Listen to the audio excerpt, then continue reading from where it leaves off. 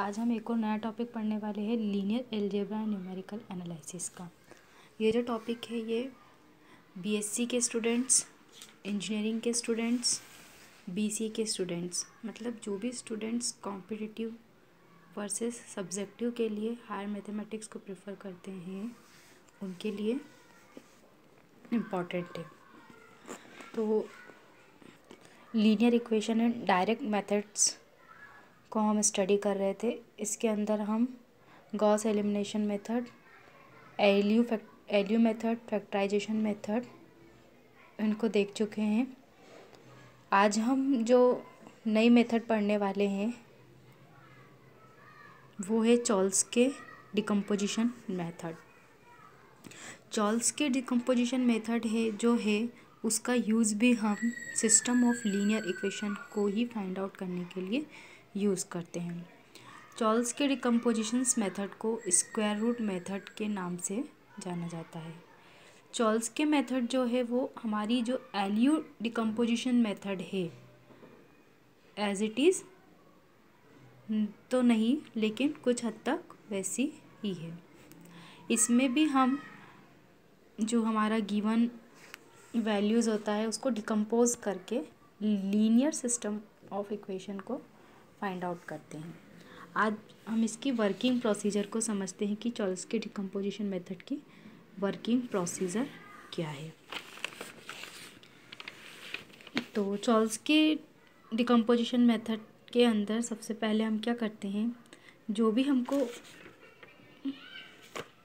Equation दी हुई होती है सबसे पहले उसको मैट्रिसाइज के अंदर Ax इक्वल्स टू बी, ठीक है, Ax इक्वल्स टू बी उससे कंपेयर करते हैं। जो कोफिशिएंट ऑफ मैट्रिक्स ए होता है ना, उसको हम L और L का ट्रांसपोज LLT मान लेते हैं। इसको हम इक्वेशन फर्स्ट, इसको इक्वेशन सेकेंड मान, जहाँ पर L बराबर जो हमारा होता है वो उसमें जो हमारे अपर वैल्यूज़ होती है ये 0 होती है, बाकी सारी दूर हमारी वैल्यूज़ होती हैं। यहाँ पे हमको क्या करना रहता है L1, L21, L31, L32, L33 find out करना रहता है। फिर इक्वेशन फर्स्ट और सेकंड से हम क्या करते हैं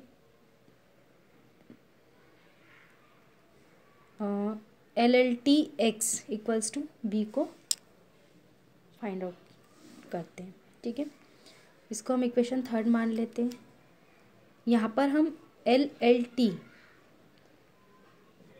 X, इसमें से हम L का ट्रांसपोज और X equals to Y put करते हैं, जहाँ पर Y जो हमारा होता है वो Y1, Y2 और Y3 का मान होता है। और इस इक्वेशन के अंदर हम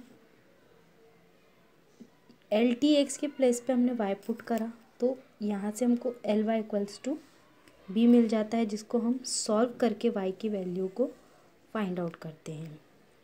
एंड हम L का transpose X equal to Y इसमें वैल्यू को सब्स्टिट्यूट करते हैं और X की वैल्यू को फाइंड आउट करते हैं, जो कि हमारा रिक्वायर्ड सॉल्यूशन होता है। इसको हम एग्जाम्पल की हेल्प से अच्छे से समझ सकते हैं। इसमें जो मेनली मैंने एग्जाम्पल कवर किए हैं वो अधिकतम एग्ज़ाम्स के अंदर पूछे जा चुके हैं, ठीक है। इस एग्ज़ाम्पल की हेल्प से आप कई सारे एग्जाम्पल्स को सॉल्व कर सकते हैं। काफ़ी इजी और सिंपलेस्ट मेथड है। क्वेश्चन हमको दिया हुआ है, solve the system of linear equation x plus 2y plus 3z equals to 5, 2x plus 8y 22z equals to 6, 3x plus 22y plus 82z equals to -10 using the Cholesky method. इसको solve करने के लिए सबसे पहले हम सभी equations को numbering कर देते हैं। इसको फर्स्ट, सेकंड, थर्ड इक्वेशन हमने मान लिया। उसके बाद जो गिवन सिस्टम ऑफ इक्वेशन है स्टेप 1 के अंदर, ठीक है, स्टेप 1 के अंदर जो गिवन सिस्टम ऑफ इक्वेशन है उसको हम matrices Ax equals to B से कंपेयर करते हैं। A बराबर जो भी हमारे x के साथ वैल्यूज़ हैं, ठीक है, वो क्या होता है हमारा A का मान होता है, ठीक है। तो वो A बराबर 1, 3, 2, 8, 22, 3, 2, 82, ये हमारे ए की वैल्यू निकल गई। एक्स बराबर हमारा एक्स वाई जेड, या हम x1 x2 x3 जो चाहे मान सकते हैं। एंड बी बराबर जो हमको =2 के लेफ्ट हैंड साइड पे वैल्यूज़ दी हुई होती है, जिसके साथ ना x का, ना y का, ना z का कोई वेरिएबल होता है, ठीक है। तो वो सब हमारी b की वैल्यू होती है। स्टेप 2 के अंदर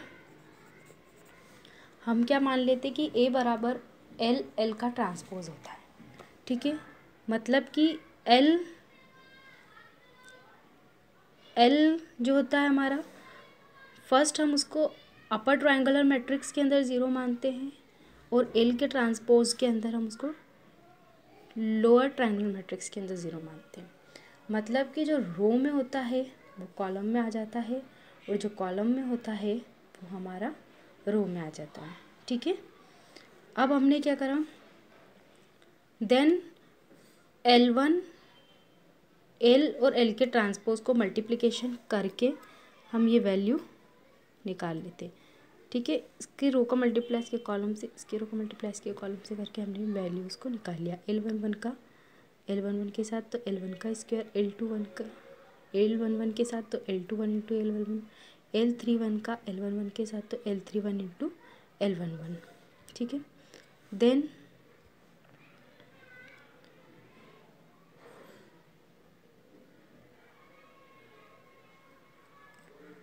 L21 का, फिर L31 का, सभी के लिए हम इसको फाइंड आउट कर लेते हैं, इक्वेटिंग बोथ रो साइड्स, ठीक है। ये जो हमारी दोनों इक्वेशन है, यहाँ से हम कंपैरिजन करके हमारी L11, L21, L31, ठीक है, L33, L32 की वैल्यू को फाइंड आउट कर लेंगे, ठीक है। तो जैसे कि यहाँ पर हमने L1 को कंपेयर किया, ठीक है, ये L11 को हमने कंपेयर किया इस 1 के साथ, ठीक है। तो हमारा मान के निकल गया L1 का स्क्वायर इक्वल टू 1, ठीक है। तो L11 स्क्वायर को अंडर रूट के इधर लाएँ तो दो वैल्यू मिलेगी, पॉजिटिव और नेगेटिव। तो हम क्या कंसिडर कर लेते हैं कि L11 की वैल्यू हमारी +1 है। अब अगेन हम क्या करेंगे, ये हमारा फर्स्ट रो का कंपैरिजन कर रहे हैं पहले हम, फिर L11 और 21 का कंपैरिजन हम इस 2 के साथ करेंगे। तो क्या हो जाएगा, L11 L21 इक्वल टू 2। तो यहाँ पे L11 की प्लेस पे उसकी वैल्यू पुट करी तो ये 1 आ गई, 2, तो L21 की वैल्यू 2। इसी प्रकार हम L21 L32 की वैल्यू को फाइंड आउट कर लेंगे। अगेन हम फर्स्ट रो का कंपैरिजन करेंगे कि L11 और L31 लेंगे, तो L11 और L31 इक्वल्स टू क्या हो जाएगा हमारा 3, ठीक है। जब हम L11 और L31, L11 की प्लेस पे हम 1 रख देंगे, यहाँ पे 31, तो L31 की वैल्यू 3 मिल जाएगी। इसी प्रकार सेकेंड रो में कंपैरिजन करेंगे, जब सेकेंड रो के अंदर कंपैरिजन करेंगे तो ये वैल्यू को हम ऑलरेडी फाइंड आउट कर चुके हैं। अब यहाँ से हम निकालेंगे 2 की वैल्यू, L22 की वैल्यू को निकालने के लिए इसका कंपैरिजन हम इस इक्वल्स टू के 8 के साथ करेंगे। L21 की वैल्यू हमें पता है कि क्या है, L21 की प्लेस पे हम रख देंगे 2 इक्वल्स टू के उधर जाके 8 में से 2 माइनस होकर 6 का स्क्वायर आउट निकालेंगे तो L22 की वैल्यू हमारे पास क्या आ जाएगी 2। इसी प्रकार जब हम इस L21 L31 प्लस L22.L32 का कंपैरिजन इस 22 के साथ करेंगे इक्वल्स टू के, तो हमें किसकी वैल्यू फाइंड आउट हो जाएगी, L32 की, ठीक है। इसी प्रकार जब थर्ड रो के अंदर हम L31 प्लस L32 L33 बराबर इस 82 इक्वल्स टू में क्या लेंगे हम 82। L31 की वैल्यू हम निकाल चुके हैं, यहाँ वैल्यू पुटअप करेंगे, L32 की वैल्यू हम निकाल चुके हैं, यहाँ 8 पुट करेंगे, ठीक है। और L33 की वैल्यू हमें फाइंड आउट करनी है, इन वैल्यू का प्लस करके इक्वल्स टू के उधर भेज देंगे, L33 का जो भी वैल्यू आएगी उसका अंडर रूट निकाल के हम L33 की वैल्यू फाइंड आउट कर लेंगे। दैट मीन्स यहाँ से हमको L11 L21 L32 L31 L22 सबकी वैल्यू हमने फाइंड आउट कर ली है। नेक्स्ट स्टेप जो होगी हमारी, उसमें हम क्या करते हैं, हमने L की वैल्यूज़ को फाइंड आउट कर लिया था। अब हम क्या करते हैं, हमको फर्स्ट इक्वेशन से पता है कि X इक्वल्स टू B है, ठीक है, क्योंकि हमने सबसे पहले क्या करा था, गिवन मैट्रिक्स को एक्स इक्वल टू बी से कंपैरिजन करा था। उसके बाद हमको पता है कि ए बराबर हमने एल का ट्रांसपोज लिया है, तो इक्वेशन फर्स्ट और सेकंड एक दूसरे से कंपेयर करने पे हमको एल का ट्रांसपोज इक्वल्स टू बी मिल गया। अब यहाँ पर हम क्या करते हैं, ये एल टी की प्लेस पे वाई पुट करते हैं। हमको पता है कि वाई बराबर y1 y2 और y3 होता है। ठीक है, अब हम यहाँ पर एल टी की जगह पे y रख देंगे, ये l इक्वल्स टू बी। अब l का मान हमको पता है कि ये l का मान हमारे पास है। y की प्लेस पे हमने y1 y2 y3 पुट कर दिया इक्वल्स टू b का मान हमको इक्वेशन नंबर फर्स्ट से पता है। ठीक है, यहाँ पे हमने b के मान को पुट कर दिया। अब हम क्या करेंगे, ये जो मैट्रिसेस हैं इनका आपस में कंपैरिजन करेंगे। फर्स्ट ये वाले गिवन वैल्यूज़ को इसके साथ मल्टीप्लाई करेंगे, देन इक्वल्स टू के इस वैल्यू के साथ कंपैरिजन करेंगे। अब y1 का मल्टीप्लाई इस 1 से करा तो y1, बाकी y2 y3 का मल्टीप्लाई करेंगे तो 0 ही हो जाएगा, तो इक्वल्स टू में 5, यानी कि y की वैल्यू हमको 5 मिल गई। 2 का मल्टीप्लाई y1 से करा, फिर 2 का मल्टीप्लाई y2 से करा, y3 से करेंगे तो 0, यानी कि 2y1 प्लस y2 बराबर 6 मिला। अब यहाँ पर हम y1 की वैल्यू को पुट करके y2 का मान निकाल सकते हैं। तो हमने क्या करा, put the value of y1 from equation first in second. y1 की प्लेस पे 5 रखा, 2y2 इक्वल्स टू 6, मतलब यहाँ पे हमारे पास 2y1 plus 2y2 equal to 6 ये इक्वेशन थी। यहाँ पे हमने y1 की वैल्यू को पुट करा, हमको y2 का मान मिल गया। उसी प्रकार जब हमने थर्ड इक्वेशन जो बनाई 3y1 plus 8y2 plus 3y3 equals to का -10। ठीक है, इस थर्ड इक्वेशन में y1 और y2 का मान निकाल लिया, इक्वेशन 1 और 2 से जो हमको मिला वो वैल्यू को हमने यहाँ पुट कर दिया। पुट करने के बाद हमें y3 का मान मिला, हैंस हमको y1 y2 और y3 की वैल्यू फाइंड आउट हो गई। तो ये मान को उठाकर हम कहाँ पे रखेंगे, ये इक्वेशन नंबर 4 जो हमने कंपैरिजन करा था कि एल वाई इक्वल्स टू हमारे पास क्या होता है v। ठीक है, इसके अंदर उठा के हम सारे मान रख देंगे। एल का मान हमको पता है, ठीक है, y का मान हम निकाल चुके हैं। सॉरी, इक्वेशन नंबर 4 एल का transpose x equal to y, इसके अंदर वैल्यू को पुट करेंगे, ये तो अभी हमने निकाली है। ठीक है, तो एल का ट्रांसपोज यानी कि हमको जो वैल्यू यहाँ पर रो में दी है उसको हम कॉलम में लिख देंगे, और जो वैल्यू हमको कॉलम में दी है वो रो में लिख देंगे। मतलब कि एल का ट्रांसपोज यानी कि यहाँ पे जो वैल्यू रो में उसको हम कॉलम में कर दो, और जो वैल्यू हमारे कॉलम में है उसको रो में कर दो।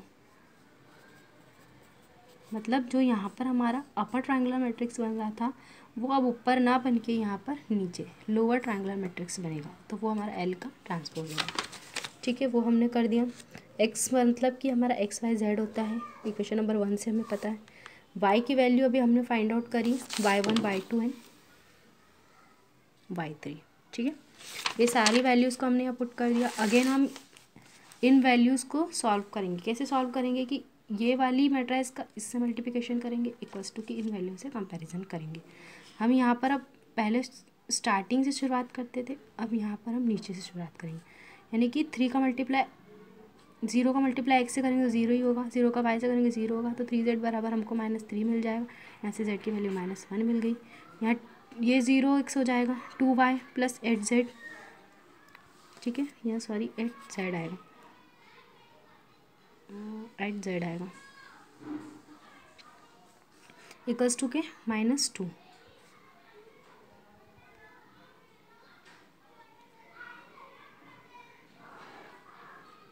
ठीक है, यहाँ पर sorry 2y plus 8 equal to -2, 8 की प्लेस पे मैंने 1 रख दिया तो वो भी 1 ही हो जाता, तो इसलिए y का मान 3 मिल गया। इस प्रकार मैंने फर्स्ट इक्वेशन का कंप्लीट किया, x 2y 3z equals to 5। ठीक है, y और z का मान रखा तो x की वैल्यू आ गई। हेंस ये हमारा रिक्वायर्ड सॉल्यूशन था कि हमको x, y और z का मान फाइंड आउट करना था। इसी प्रकार एक और क्वेश्चन मैंने लिया है 4x1 2x2 -2x3, ये इक्वेशन हमको दी है सबसे पहले। उसी प्रकार हम ax इक्वल टू बी से कंपैरिजन करेंगे। यहाँ पर a बराबर जो भी हमारे इसको x1 x2 x3 के साथ वैल्यू वो रख देंगे। x बराबर x y z होता है, b बराबर इक्वल्स टू के तो जो भी वैल्यू होगी उसमें आ जाएगी। सबसे पहले हम मान लेंगे कि a बराबर l का ट्रांसपोज होता है। यहाँ पे हम वैल्यू पुटअप करेंगे।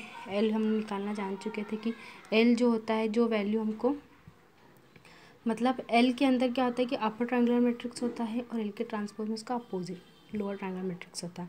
मतलब जो वैल्यूज रो में होती है वो कॉलम में जाती है, जो कॉलम में होती है वो रो में आ जाती है।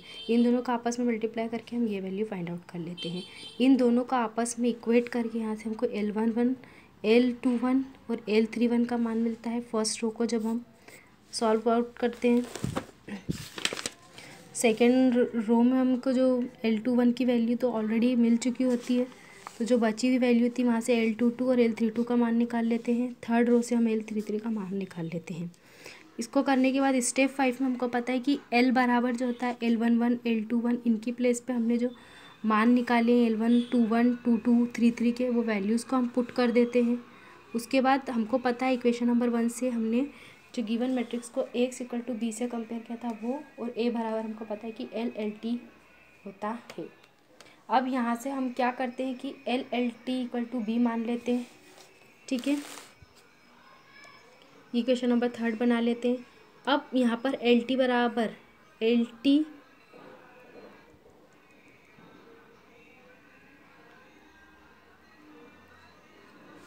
चूँकि हमको पता है Ax इक्वल टू क्या है B, तो A की प्लेस पे अगर मैं LLT रख दूँ और x तो ऑलरेडी है इक्वल टू B, यानी कि अब मैं क्या कर रही हूँ, इस LTX की जगह पे क्या मान रही हूँ y।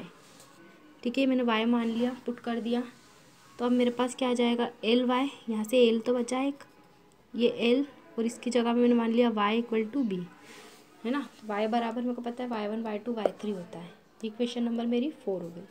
अब यहाँ पे मैंने क्या करा, L की प्लेस पे जो L की वैल्यू वो रख दी, y की प्लेस पे y1 y2 y3 रख दिया।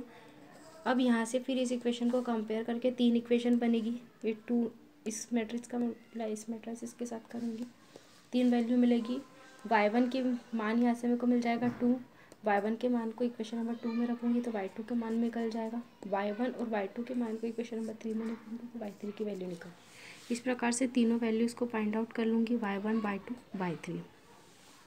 अब मुझे इक्वेशन नंबर 4 से पता है कि Ly इक्वल टू बी होता है, सॉरी इक्वेशन नंबर 3 से मुझे पता है कि LLT इक्वल टू बी होता है। ठीक है, और इससे पता है कि LTX इक्वल टू वाई होता है। तो LT यानी कि जो भी मेरे पास L था, मतलब जो वैल्यू रो में थी उसको कॉलम में, और जो कॉलम में उसको रो के अंदर में रख दूँगी।